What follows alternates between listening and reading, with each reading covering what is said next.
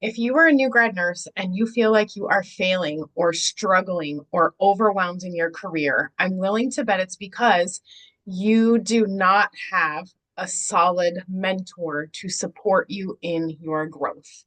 I'm Jessica Smith Dos Santos. I've been a nurse for almost 20 years, and I have the pleasure of mentoring new grad nurses in an ER environment.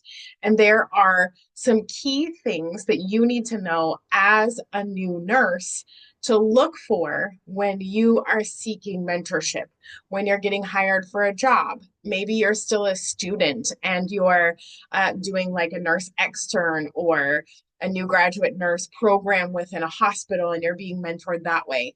But I promise you, the thing that will make or break your journey is how good your mentorship is within the setting that you're going to be working in.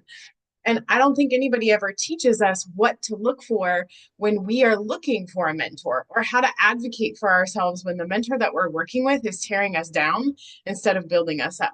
So here are 7 things that you as a new nurse should look for in a mentor. Number one, approachability. You have to have somebody that you feel like you can go to and approach without fear of judgment, without fear of an attitude, without fear of feeling like you're less than or being torn down. That person has to be willing and open to hear your question with their heart, not just hear the words that you're asking, but to hear the question behind the question. Because so many times a new grad nurse will come to me with a question, but what I've realized is that the actual question has deeper roots. It's like I'm afraid I'm failing. I'm afraid that this profession isn't for me. And sometimes those fears can cause you to ask questions that on the surface may seem super dumb, right? Like, what a dumb question. But here's what, as a mentor, I want my new grad nurses to know. I want them to know that no question is a stupid question. Because if they have any question at all, they should be asking somebody. And I always tell them if I'm not here and you have a question and somebody gives you attitude about it or pushback or judgment or it doesn't go well, then go ask somebody else. Go find somebody else who's going to be approachable and open and willing to take a breath and answer your question. Make sure they're approachable. Number 2, experience. You want a nurse mentoring you that has a solid foundation in the field, but preferably in the unit or area that you're interested in growing in. What I'm finding these days is that we have baby nurses training new grad nurses because of the mentorship, like the nursing leadership shortage. There's a lack of seasoned nurses staying in departments for very long. There's a lot of turnover. And it can be very challenging when you are looking at, like, hey, who's mentoring me? Do they only have a year of experience?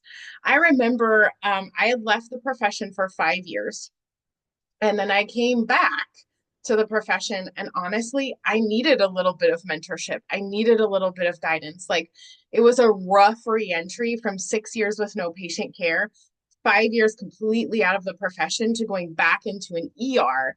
Like, I'm not going to lie, it was a tough transition. And what I needed was a mentor with experience who could serve me. And what happened is I got paired with a new nurse who had been not only a nurse for almost a year, but only ever in the ER. And she had some practices that were not aligned with procedures and policies. I had asked her, like, hey, girl, I remember when we draw blood, there's a specific order in which color we draw the tops because of the additives in the tubes.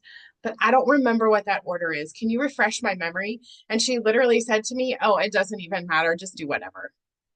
And it like terrified me because she was somebody who was guiding the next generation. And it absolutely does matter. So I just shared with her, I said, no, I know it does matter. Let's go find out why together.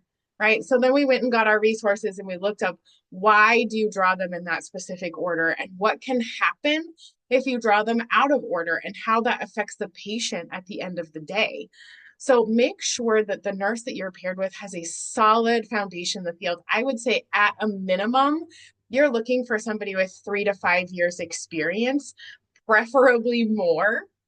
But if you have a really young department that you're joining, you want to know that somebody is going to be guiding you that has a solid foundation in the field.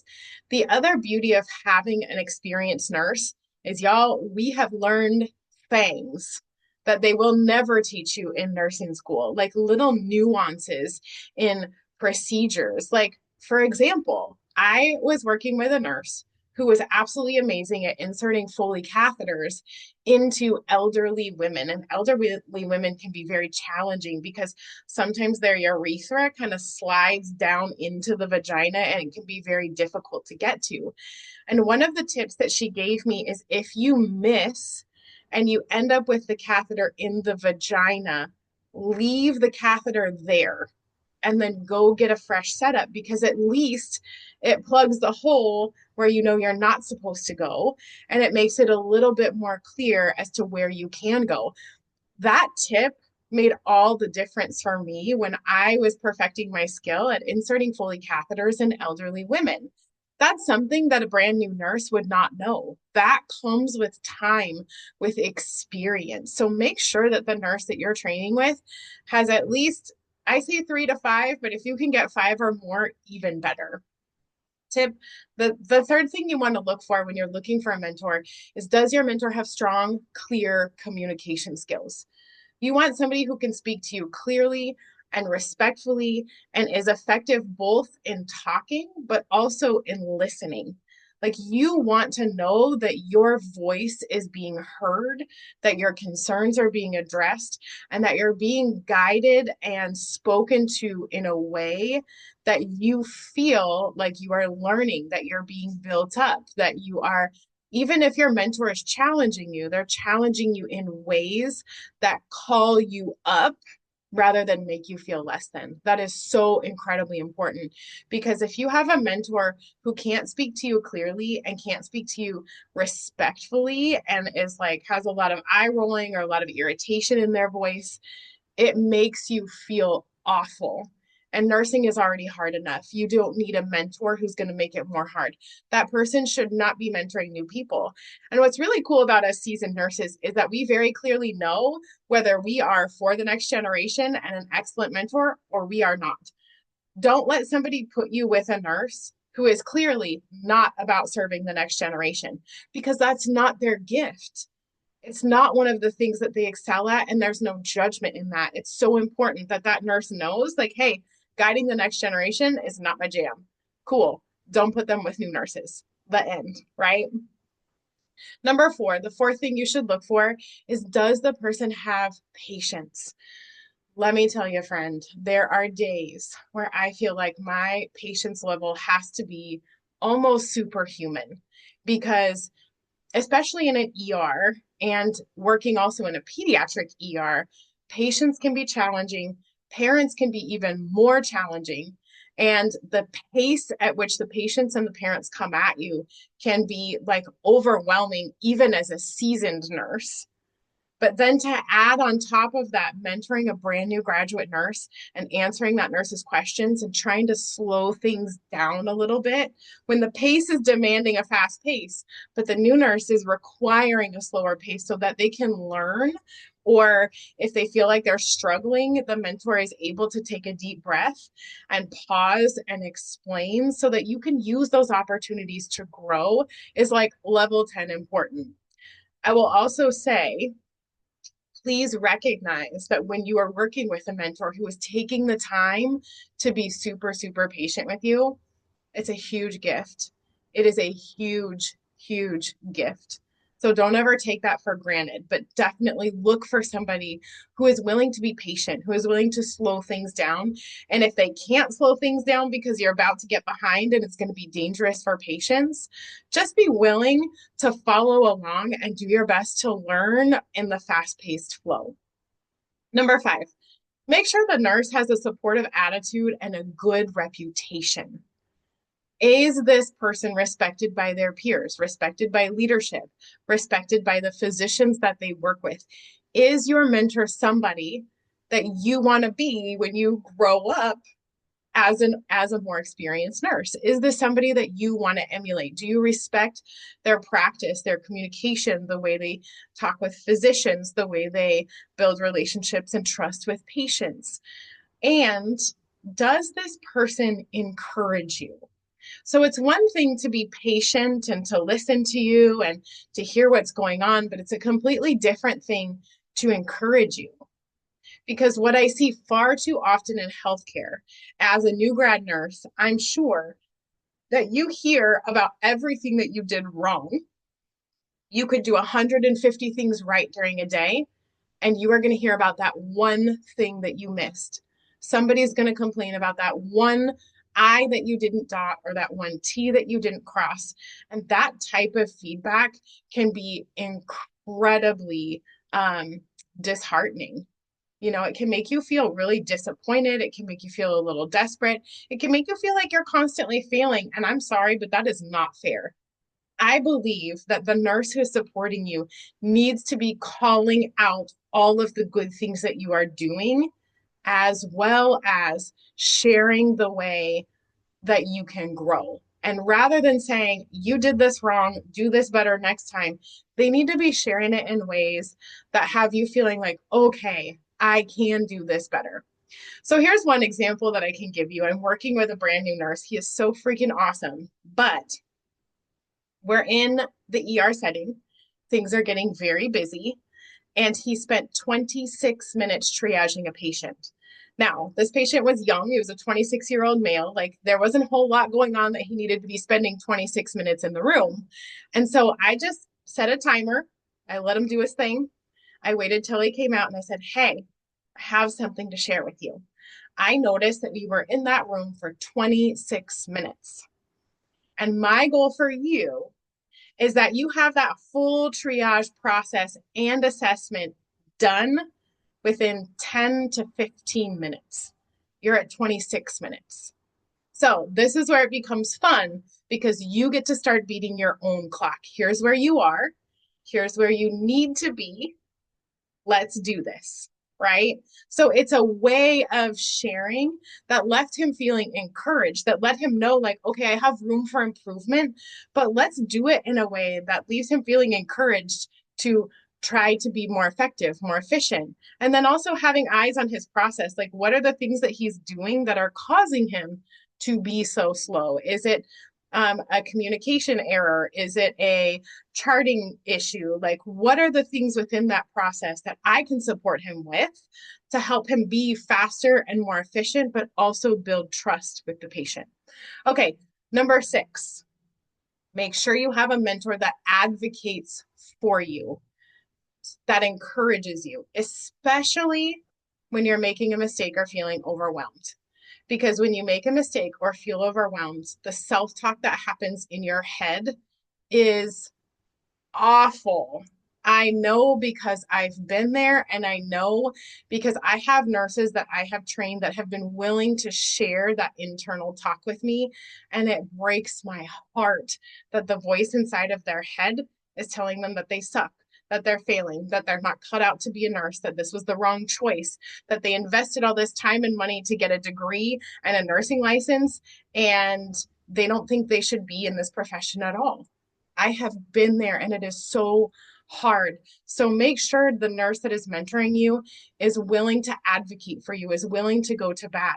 A great example is I have another nurse on our unit who was training another nurse, and there was a detail that she missed. Like, she didn't teach the new nurse, like, oh, there's this small detail. And when the patient got up to the floor nurse was upset and wanted to do a formal write-up for our new grad nurse, wanted to throw him under the bus, report him. She was super angry about it.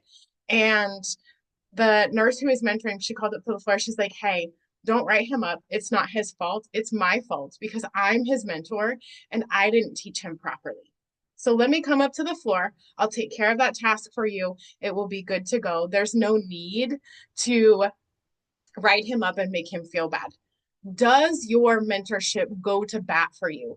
Does your mentorship take full responsibility for areas that you're not excelling in, or maybe you made a mistake? Does your mentor take responsibility? Like, oh, I wasn't there for you. If your mentor is going to throw you under the bus and be like, well, we should have known that, you should get written up. That is not a mentor that you want to be spending any more time with. I strongly encourage you to advocate for yourself. If you have a mentor that is not advocating for you, you need to be speaking with your management about putting you with somebody else because that's not fair to you to have a mentor that doesn't advocate for you and lead by example. Okay. Last thing you should look for in a nurse mentor is someone who encourages your critical thinking and gives you constructive feedback. So I want you to hear this, like lean in with me and really hear this.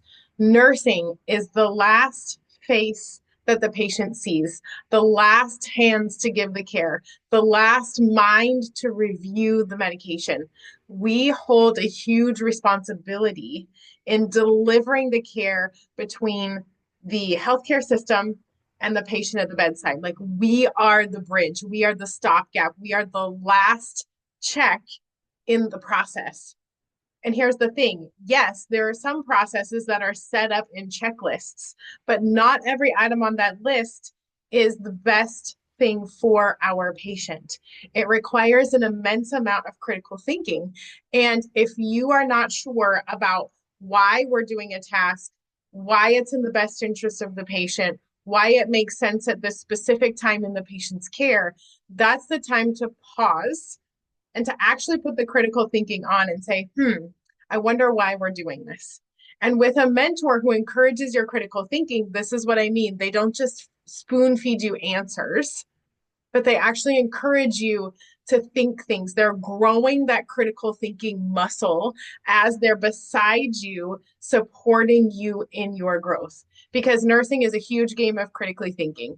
Every single day, you are required to think outside of the checklist box, to think outside of the physician's orders, and really truly ask the question, is this the best thing for the patient? And if it's not, then your mentor can give you that feedback, right? Okay, this is why it's not. And let's go talk to the physician. Let's go have the page out to the person who ordered it. Let's go run it by our charge nurse. Let's go sort of work together to move those decisions forward in a way that supports the patient. So last but not least, make sure your mentor isn't just spoon feeding you answers. It's like the Bible verse says, like if you give a man a fish, he will eat for a day.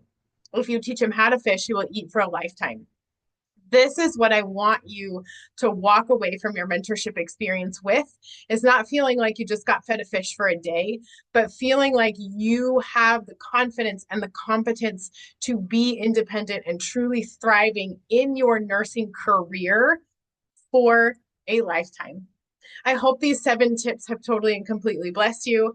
You are a blessing to me. I love mentoring the next generation. And I always say, you are our future and we are your hope. Until the next perfect time, much love, Coach Jess.